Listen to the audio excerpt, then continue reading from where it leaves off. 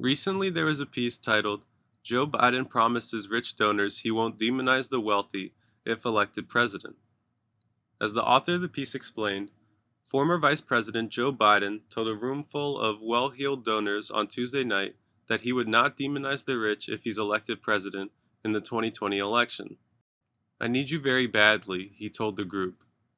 Addressing the 100 or so guests at a fundraiser at the swanky Carlyle Hotel in New York City, Biden said he'd gotten into hot soup with some of the people on my team on the Democratic side for his earlier comments about rich people being just as patriotic as poor people.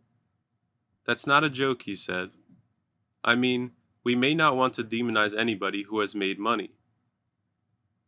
The truth of the matter is, you all You all know, you all know in your gut what has to be done.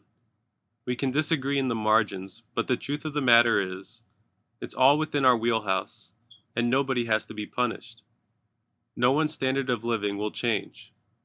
Nothing would fundamentally change, he said. Biden added that though income inequality is a considerable problem that plagues the United States, the rich are not the enemy that's to blame for the wealth gap. Though Biden has pushed a generally populist economic agenda focused on decreasing income inequality and promoting workers' rights, the former vice president has taken a moderate stance when it comes to taxation. Unlike some of his 2020 Democratic rivals, like Senator Bernie Sanders, Biden has not singled out the mega-rich as tax targets. He's instead proposed expanding tax credits for the poor and middle class and making the tax code less friendly to rich investors. I love Bernie, but I'm not Bernie Sanders. I don't think 500 billionaires are the reason why we're in trouble, Biden said at an event in March. Despite what Joe Biden may think, money in politics is one of, if not the biggest issue that we face in America today. It has completely corrupted our political system. It has enabled the wealthy to buy elections, and unfortunately, oftentimes they do, and then get said politicians to do things like giving tax cuts for the rich, even when the vast majority of the American people don't want them to. Sadly, we learned from a Princeton study that the desires of average Americans have virtually no impact on whether a desired policy gets enacted. That's what that horizontal line means. It doesn't matter what percentage of average Americans desire a proposed policy. According to the study, as aforementioned, the desires of average Americans have virtually no impact on whether or not a desired policy gets enacted.